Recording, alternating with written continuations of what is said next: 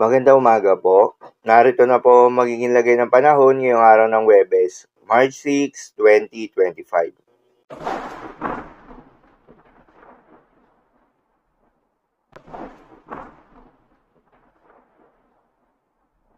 Sa kasalukuyan at ayon sa Pag-asa, patuloy na umiiral itong easterlies o yung mainit na hangin galing sa may karagatang Pasipiko na nakakaapekto at posibleng magdala ng maulap na kalangitan na may kalat-kalat na mga pagulan at thunderstorm sa ating bansa, particular na sa may southern Mindanao.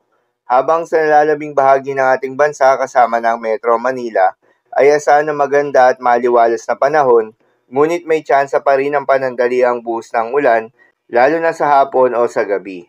At kahit nga magandang panahon ang inaasahan sa Metro Manila at nalalabing bahagi ng ating bansa, ay pinag-iingat po ang ating mga kababayan dahil sa init at alinsangan na posibleng maranasan simula tanghali hanggang sa hapon. Magandang balita naman dahil ayon sa Pag-asa, ay wala pa rin tayong binabantayan na low pressure area o bagyo sa loob o malapit sa Philippine Area of Responsibility na maaaring makaapekto sa ating bansa hanggang sa susunod na 5 araw. Ngunit maging handa pa rin tayo dahil maaaring wala o merong isang bagyo ang posibleng mabuo o pumasok ng Philippine Area of Responsibility ngayong buwan ng Marso.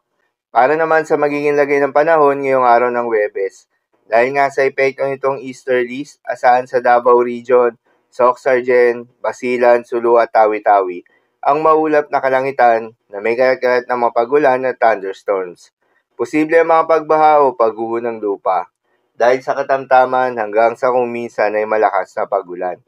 Habang sa Metro Manila at nalalabing bahagi pa ng ating bansa, ay asahan naman yung bahagyang maulap hanggang sa maulap na kalangitan na may kalat-kalat na mga pagulan o thunderstorms na dulot pa rin ng easterlies. Posible rin ang mga pagbaha o pagguho ng lupa during severe thunderstorms.